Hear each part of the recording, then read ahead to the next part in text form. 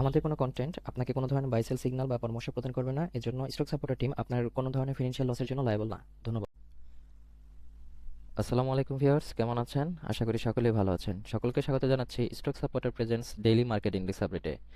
আজ 10 মে 2026। আজকে মার্কেট 5220.95 এসে ক্লোজ হয়েছে, 13.15 পয়েন্ট কমে, যার ভলিউম হয়েছে 24.74 crore, ভ্যালু 727.46 crore এবং ট্রেড হয়েছে 2,10,620টি। মার্কেট ট্রেন্ডে আজকে আপ ট্রেন্ডে আছে 161টি স্টক, নিউট্রাল আছে 39টি এবং ডাউন ট্রেন্ডে আছে 194টি।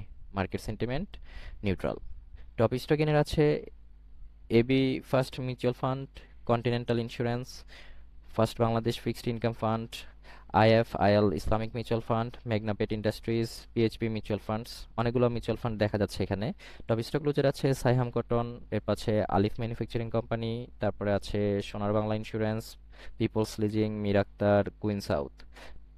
টপ সেক্টর বাই গেইনে আছে মিউচুয়াল ফান্ডস, যেটা আমরা দেখছিলাম যে অনেকগুলো স্টক কিন্তু মিউচুয়াল ফান্ডসের। এরপর আছে জেনারেল ইন্স্যুরেন্স, ইঞ্জিনিয়ারিং, টেক্সটাইল। অন্যদিকে টপ সেক্টর বাই ভ্যালুতে আছে engineering, general insurance, textile, pharmaceuticals and chemicals. আজকে ব্লকে সবচেয়ে বেশি ট্রানজ্যাকশন হয়েছে এনসিসি ব্যাংকের এই স্টকটি, এরপর আছে এমএইচএসএমএল, প্রাইম লাইফ। তো চলুন আমরা সুপার চার্টসে চলে যাই। সুপার চার্টসে আমাদের গত দিনের লেআউটটি লোড করা আছে আগে থেকেই। তো আমরা যদি এখানে একটু কথা বলি যে আমরা গতদিন এইখানে একটা সাপোর্ট জোন করেছিলাম স্বল্প সময়ের জন্য। এটাকে যদি একটু এক্সটেন্ড করি তাহলে দেখব যে এই জায়গাটাতেও এসে মার্কেট সাপোর্ট নিয়েছিল অক্টোবর মাসে 2025 সালে। এখানে একটা বাধা প্রাপ্ত হয়ে আবার কিন্তু উপরের দিকে উঠেছে এবং গত বেশ কয়েকদিন ধরে এই জায়গাটাতে মার্কেট ঘোরাঘুরি করতেছে। তো এখন যে একটা সাপোর্ট জোনে আছে এই সাপোর্ট জোন এবং হচ্ছে আমাদের বেসিক্যালি এই ঘটনাটার আপনার কথা গতদিন বলেছি যে 8 এপ্রিলে আমাদের যে একটা ফেয়ার ভ্যালু গ্যাপ এখানে থেকে গেছে এই জায়গাটাতে আমরা এখানে দেখছি যে এটা কিন্তু এখনো মিট আপ হয়নি। তো এই মিট আপটা করেই কি মার্কেট উপরের দিকে যাবে কিনা সেটা হচ্ছে এখন দেখার বিষয়।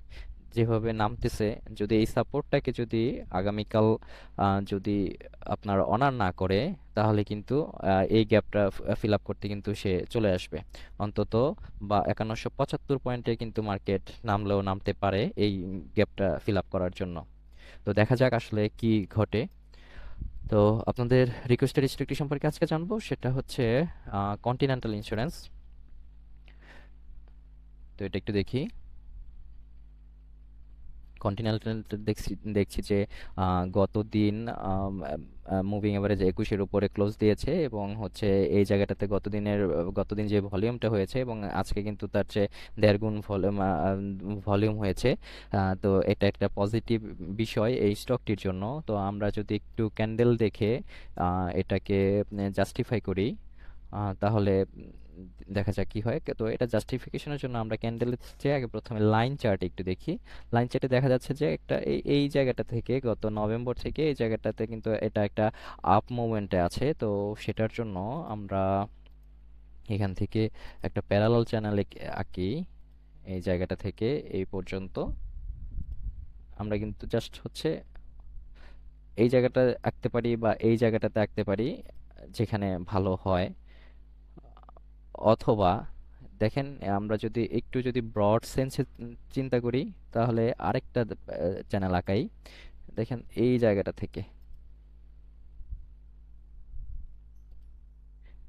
থেকে এই পর্যন্ত। এটা একটু কালারটা চেঞ্জ করে দিলাম, ধরুন লাল করে দিলাম। তো এখন আমি যদি এটাকে ক্যান্ডেল স্টিকে দেখি, দেখেন এই জায়গাটাতে মার্কেট এখান থেকে যখন এখানে নামলো একটা সাপোর্ট নিয়ে আবার এখানে বাধাপ্রাপ্ত, আবার এখানে কিছুদিন ঘোরাঘুরি করে এই যে আমাদের মিডল লেভেলে যেটা আছে সেখানে কিন্তু সে সাপোর্ট নিয়েছে এবং রেজিস্ট্যান্স সে পেয়েছে। এখান থেকে আবার উপরে গিয়েছে, উপর থেকে আবার এখানে ঘোরাঘুরি করে আবার উপরে গিয়েছে, আবার নিচে, এবং এইখান থেকে কিন্তু সে এভাবে তখন কিন্তু একটা আপ ট্রেন্ডে সে চলে এসেছে। এই পর্যন্ত যদি আমি বলি তাহলে সাইডওয়েজ বলা যায়। কিন্তু আবার যখন এখান থেকে শুরু করলাম তখন দেখা যাচ্ছে যে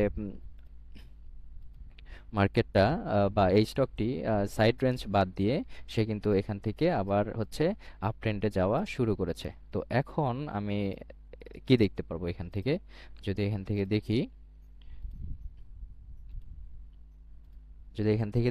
যে এই স্টকটি এখন এই জায়গাটাতে এসে এটা তার এখন রেজিস্ট্যান্স হয়ে হয়ে গিয়েছে, এবং হচ্ছে যদি আমরা এই ছোট একটা শর্ট টার্মের যেই আপনার আপ ট্রেন্ডটা আছে, যদি যদি সেটা চিন্তা করি, তাহলে দেখবো যে এটা একটা রেজিস্ট্যান্স, এবং এই দুইটা রেজিস্ট্যান্সকে সে ভালো ভলিউম নিয়ে কিন্তু এখানে ক্লোজ করেছে।